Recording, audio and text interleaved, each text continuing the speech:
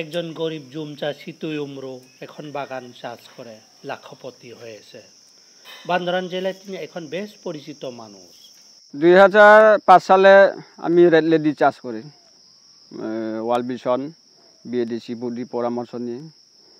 এখন red lady পেঁপে চাষ আসলে খুব লাভ, সেই জন্য রেড লেডি চাষের টাকা দ্বারা ভবিষ্যতের জন্য কি কি নতুন প্রযুক্তি আসবে এই জন্য আমি সেভ করি। তারপরে নতুন ফসল যখন আসতেছে তখন ওই যে নতুন প্রজাতি ফসল বলতে ড্রাগন, আপেল, কুল, বিভিন্ন উন্নত জাত এগুলি আমি চাষ করি।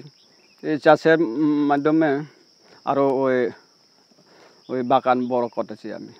ওই যে আমার বাগানে আছে বেল, তেঁতুল, তারপরে ড্রাগন, তারপর ওই যে না মালটা, ঘিউচাই, জাপানি আম, আসিনা আম, এভাবে বিভিন্ন 30-35টা নতুন প্রজাতির জাত ফলজ গাছ আছে আমার বাগানে।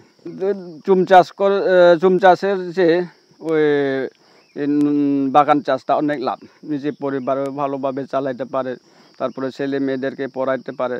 এখন আমার ছেলে ময়মনসিংহ বাইরে পড়ালেখা শুরু চলতেছে। বছরে বর্তমানে এই যে কত বছর 2019 সালে ড্রাগনের মধ্যে 30 লক্ষ মতো আমি পাইছি, আর আপেল কুল মধ্যে 8.5 লাখ মতো পাইতেছি।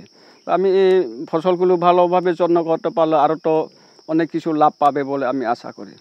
ভবিষ্যতে পরিকল্পনা আমি যে আরও উন্নত জাত বাগানগুলো, ফলজ গাছগুলো আরও বাগান বড় করব, মানুষ সহযোগী করব, আর নিজে ছেলেদেরকে আর ভালো স্কুলে পড়াইতে আমি চিন্তা করি।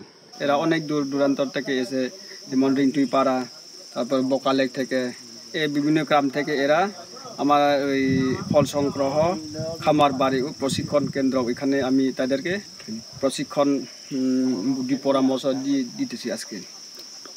প্রেনয়মরু আমাকে বাগান চাষ কিভাবে করতে হয় তা শেখার জন্য এখানে ডেকে নিয়ে আসছে। 2021 সালে কৃষিতে অবদান রাখার জন্য তুইমরুকে আরটিভি থেকে সেরা উদ্যোক্তা হিসেবে পুরস্কৃত করলেন। এককালে গরিব তুইমরু এখন সকলের কাছে একজন সফল মানুষ হিসেবে আছেন।